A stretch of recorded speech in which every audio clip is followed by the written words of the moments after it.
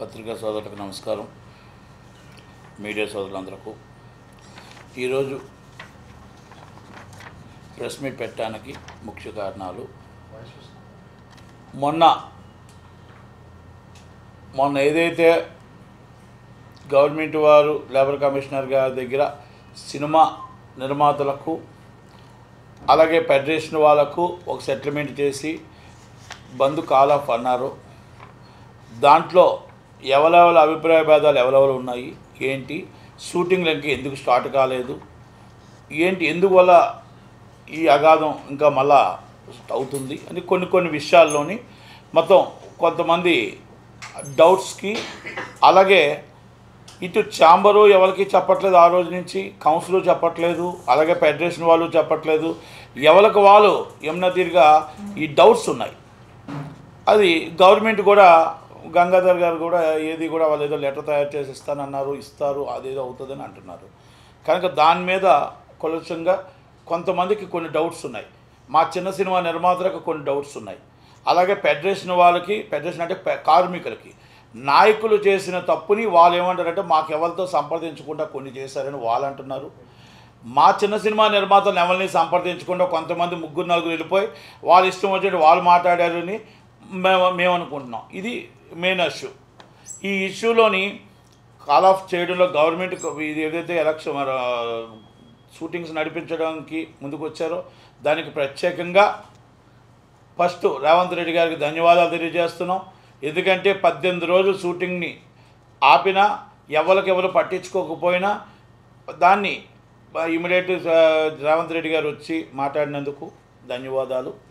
అలాగే దీనికి అసలు ఎవరిగా పట్టించుకోకుండా మాకు 2 నెలలు షూటింగ్ లేకపోయినా పర్లేదు, అసలు మాకు 2 నెలలు మాకు లేకపోయినా పర్లేదు, ఫెడరేషన్ వాళ్ళు ఇటు కొంతమంది పెద్ద నిర్మాతలు వచ్చి మాకు అవసరమే లేదు, 5% కంటే పెంచేదే లేదు అని వాళ్ళు ఆ ఉన్న సమయంలో ఏదైతే చిరంజీవి గారు పూనుకొని చిరంజీవి గారి దగ్గరికి పెద్ద లెవెల్ అయితే వెళ్ళారో వాళ్ళు సార్ మాకు యుగోలు వాళ్ళకి యుగోలు చిన్న బలికి జరిగాయి కనుక మీరు కొంచెం మాకు ఇలా జరిగింది, ఇగో ఇలాగ అయ్యింది అని చెప్పి ఆయనకు వివరంగా పెద్దవాళ్ళు చెప్పడం, మేము చిన్నవాళ్ళం కూడా మొత్తం టోటల్గా వెళ్ళి అన్నయ్య మాకు కొంచెం మీరు సమయం ఇస్తే పెద్దోళ్ళన్నీ మీకు చెప్పారు, మా బాధ మేము చెప్పుకుంటామంటే ఆయన మాకు సమయం ఇస్తే మా కష్టం మా బాధ కూడా చెప్పుకోవడం జరిగింది.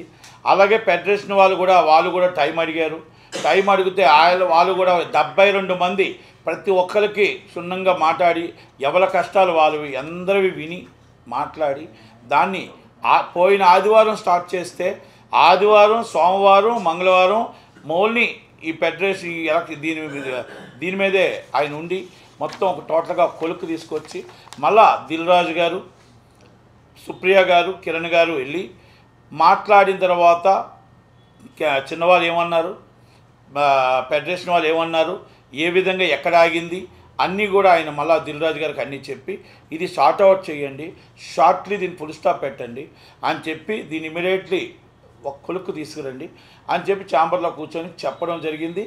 ఇది దిల్ రాజు గారే ఛాంబర్లో చెప్పి అక్కడి నుంచి డైరెక్ట్గా మీటింగ్కి వచ్చారు 5 గంటలకి. ఏ మీటింగ్ అండి, మొత్తం టోటల్గా దిల్ రాజు గారు, దాము గారు, భరతభూషణ్ గారు, అనిల్ గారు, అలెక్స్ గారు, అమిరాజ్ గారు 6 కూర్చొని ఒక కొడుకు వచ్చి దాన్ని ఏదో మీటింగ్ రేపు మార్నింగ్ కల్లా నేను నిర్మాతలతో మాట్లాడి చెప్తానని చెప్పి అక్కడ ఫుల్ స్టాప్ అయింది. ఇది చిరంజీవి గారు పాత్ర. చిరంజీవి గారికి ఆయన టైం వేస్ట్ చేసి మేమందరం వెళ్ళి రిక్వెస్ట్ చేసుకున్నాం, సార్ ఇది ఏదో ఒక పెద్ద మనిషి ఉండకపోతే అవ్వదు, ఒక పెద్ద మనిషిగా మీరు ఉండండి, దయచేసి ఇక్కడ చాలా రాజకీయాలు నడుస్తున్నాయి, అందుకని కొంచెం మీరు మాకు పెద్ద మనసుతో మీరు అందరూ వాడు కొంచెం ఉండండి సార్ అని రిక్వెస్ట్ చేసుకున్నాం. ఇది మేము కాదండి, పెద్ద సినిమా నిర్మాతలు ఫస్ట్ మేము వెళ్తే ఆ తర్వాత ఫెడరేషన్ వాళ్ళు వెళ్తే అందరి కోసం ఆయన టైం స్పెండ్ చేసి మన ఇండస్ట్రీ కష్టాలుంటే నేను ఉంటాను, ఏ రోజు కష్టం ఉంటే ఆ రోజు నేను ఉంటాను అని చెప్పినందుకు ఆయన దగ్గరుండి 3 రోజులు కూడా ప్రతిదీ కూడా మహారాష్ట్ర రేట్లు ఎంత, కర్ణాటక రేట్లు ఎంత, తమిళనాడు రేట్లు ఎంత అన్నీ తీసుకొని మొత్తం దానికి ఒక ప్రాబ్లమ్ సాల్వ్ చేయడానికి ఒక ఫార్ములా చేసి అది దిల్ రాజు గారు చెప్పడం జరిగింది. ఇది వాస్తవం.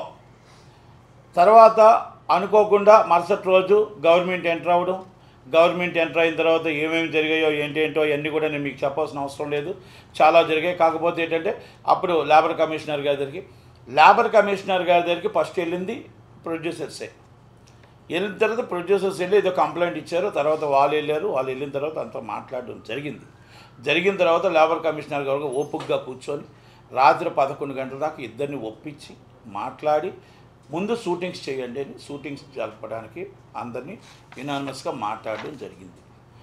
దాంట్లో 100% ధన్యవాదాలు లేబర్ కమిషనర్ గారికి, అలాగే రేవంత్ రెడ్డి గారికి. కానీ నాకు ఇక్కడ ఒక్క మాట, నేను అక్కడ కూర్చున్న పెద్దలను అడుగుతున్నా, మొత్తం టోటల్గా పెద్ద ఆయన 3 రోజులు 4 రోజులు ఆయన టైం వేస్ట్ చేసి మనం వెళ్ళి రిక్వెస్ట్ చేసుకొని ఆయన మాట్లాడమని, ఆయన చెప్పమని రిక్వెస్ట్ అన్నా మీరు చూడండి అన్న, మాకు యూగోలో నాకు మాట్లాడిన వ్యక్తులము, మరి మీరు కానీ అంత అయిపోయినప్పుడు ఆ ప్రాబ్లం సాల్వ్ అయినప్పుడు ఒక్క ఫోన్ కాల్ మీరు చేసి, అన్న ఇగో కష్టాల్లో మీ దగ్గరికి వచ్చాం, ఇదిగో మన ఇండస్ట్రీ అంతా షూటింగ్ ఈ విధంగా జరిగింది, ఇగో ఈ విధంగా జరిగిందన్న, ఇదిగో మీరు కమిషనర్ గారితో ఒక్కసారి మాట్లాడినా, మీకు ఇలాగ అయిపోయింది, ఇలా చేస్తున్నాను, ఒక్క మాట మీరు చెప్పుంటే, ఆయన కోసం మీరు థ్యాంక్స్ చెప్పుంటే,